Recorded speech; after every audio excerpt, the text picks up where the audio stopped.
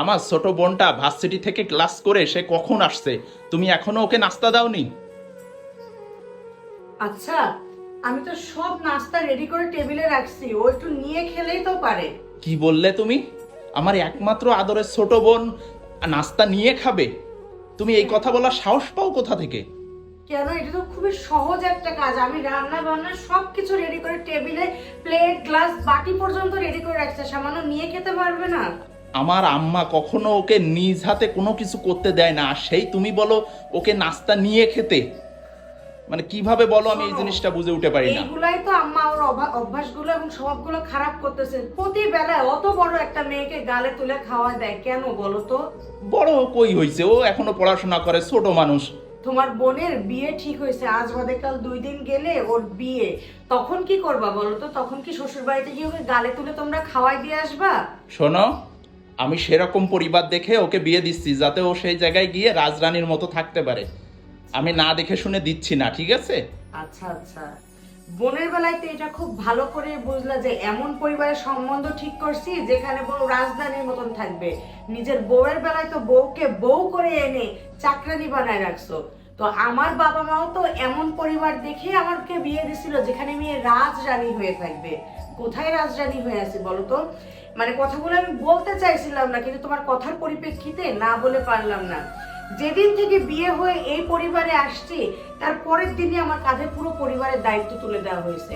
হ্যাঁ, হাসি মুখে তুলে দেওয়া হয়েছে। কি বলা হয়েছে? আমার ননদ বলছে, ভাবি ভাইয়ার কিন্তু কাচ্চি বিরিয়ানি অনেক পছন্দ, তুমি কাচ্চি রান্না করে খাওয়াবা। তারপরে কি দেবর বলল, ভাবি আমার চিকেন বিরিয়ানি পছন্দ। ননদ বলল আমার পুডিং কাস্টার্ড পছন্দ। তারপরে কি শাশুড়ি বলল আমার বাঙালি খাবার পছন্দ। শ্বশুর বলল আমার সাদা পোলাও পছন্দ। এগুলা কিন্তু বৌমা করে খাওয়াতে হবে। আসলে এখন আমি কি বাপের বাড়ি থেকে কিছু শিখে আসছিলাম? দাঁড়াও দাঁড়াও, তুমি বলো না, আমাকে শেষ করতে দাও। একটা পর্যায়ে যখন আমি বললাম যে আসলে আমি তো রান্না বান্না কখনো করি নাই, আমার ননদই বলছিল, কেন ভাবি তুমি না ডিজিটাল যুগের বউ, ইউটিউব দেখে শিখবা, শিখে আমাদের রান্না করে খাওয়াবা। তাহলে না মানে সত্যি কথা বলতে, হ্যাঁ, কি সত্যি কথা বলো? বলো, আসলে কি তোমরা পুরুষ মানুষরা বউকে এনে চাকরানি বানায় দাও, কিন্তু নিজেরা বুঝতে পারো না। আর তোমাদের চোখে সবার কষ্ট বাঁধে। মা যখন রান্না করে, কোনো কাজ করে, তখন মায়ের কষ্ট তোমাদের চোখে বাঁধে। বোন যখন ভার্সিটি থেকে ক্লাস করে আসলো, বোনের কষ্টটাও দেখতে পারলা যে সারাদিন ক্লাস করে আসছে।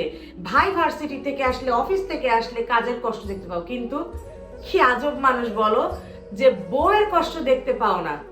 পাও, যদি দেখতেই পাইতা আজকে আমার সারাটা দিন আঙ্গুলটায় ব্যান্ডেজ করা। তুমি কি একটা বারও আমাকে ডেকে জিজ্ঞেস করছো তোমার আঙ্গুলে কি হয়েছে? না মানে দেখছি, আমি ভাবছি পরে জিজ্ঞেস করব।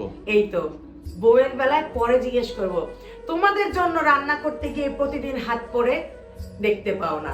আজকে মাছ কাটতে গিয়ে আঙ্গুল কেটে এত পরিমাণ মানে অবস্থা খারাপ হয়েছে, ব্যান্ডেজ করা আঙ্গুলে, সেটাও দেখতে পাওনি, পরে দেখবা। কিন্তু দেখো, বোনকে সামান্য একটা নাস্তা দেই নাই বলে তুমি কত কথা শোনালে, ইভেন এটাও বললে, এত সাহস হয় কোথা থেকে?